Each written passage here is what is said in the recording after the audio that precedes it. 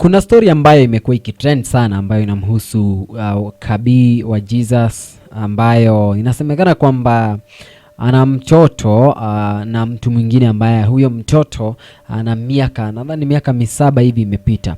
Sasa mwisho wa siku Kabi wa Jesus wamejitokeza yeye pamoja na mkewe Mili, na wakaweza kuaddress hiyo issue kwa video ambayo link nimekuwekea hapo chini, na wakazungumza maneno mengi sana na kuelezea wazi hii story na ukweli hii story ilivyo. Kitu cha kwanza wamesema ni hawaachani na marriage works. Hiyo hashtag itaendelea kukua, ni hashtag ambayo wamekuwa wakiitumia sana. Now, sielewi ni kwa nini mtu tafute njia zingine au njia nyingi za kujaribu kuharibia mtu mwingine.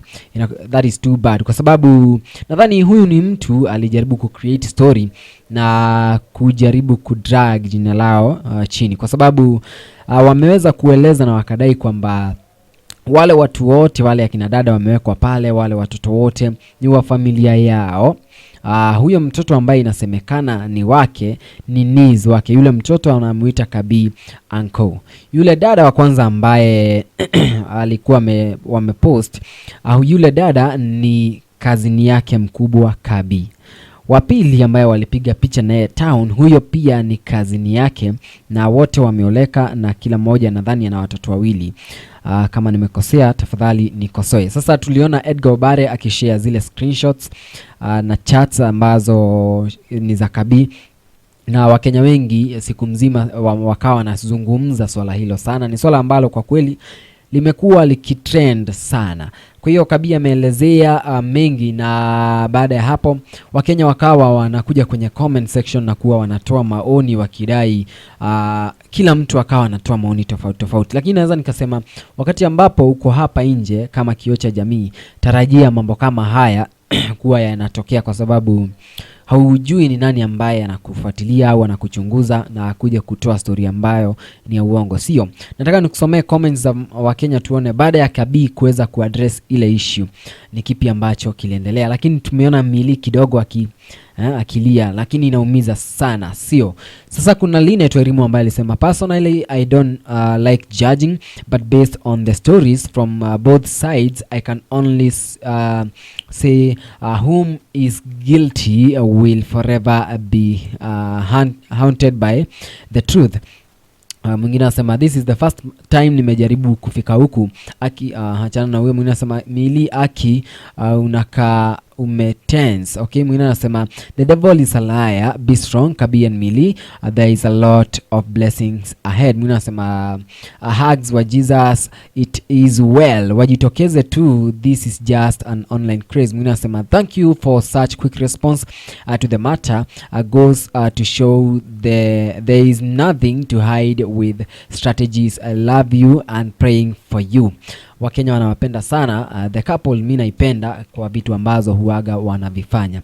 Kuna Esther ambaye anasema have I not commanded you, be strong and courageous, do not be afraid, do not be discouraged, for the Lord your God will be with you forever and ever. Josh 1:9. Mwingine hapa anaitwa Blessings Selina anasema I'm sorry to hear this guys, just be strong, with Jesus you will overcome everything, this is just a short while. Mwingine anasema Mili mbona una tense hivyo, relax, God reveals all truth in his ways. Mwingine anasema much love wa Jesus,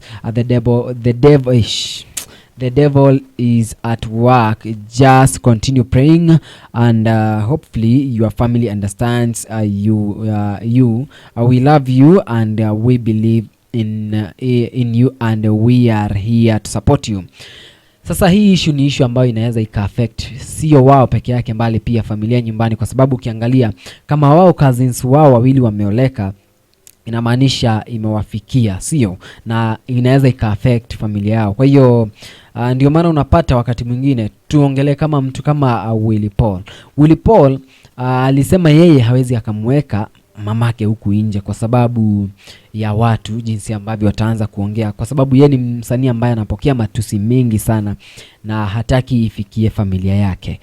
na dhani hii ina affect familia ya Kabi kwa sababu hawajakuwa wakificha, wamekuwa wakiweka huku nje, na inakuwa sio vizuri kwa sababu watu wanakuwa wanatoa stories za uongo bila kuchunguza. Alright, Naomi akasema wamefanana sana and they think huyu sasa anasema tu wamewatafuta sana and they think they now they have got you, they have not continued strong. Huyu naye ameandika kizungu kidogo. Anyway, ninasema I think you guys are fasting, these are just temptations, continue praying, maybe your faith is being tested, stay strong. Anyway, hayo ni maoni ya mashabiki ambao kwa kweli wanaendelea kutoa maoni. Pia mimi naweza nikasema ni vizuri awe strong. Vitu kama hivi vinatokea na basi wamekuwepo huku, wana followers zaidi ya 1300. Kwa hiyo inamaanisha watu wengi wanawatazama. Kwa hiyo wazoee, sio? Anyway, unachukulia vipi swala hilo? Toa maoni yako hapo kwenye sehemu ya comment section, lakini pia subscribe kwa ajili ya kupata taarifa mpya kila wakati.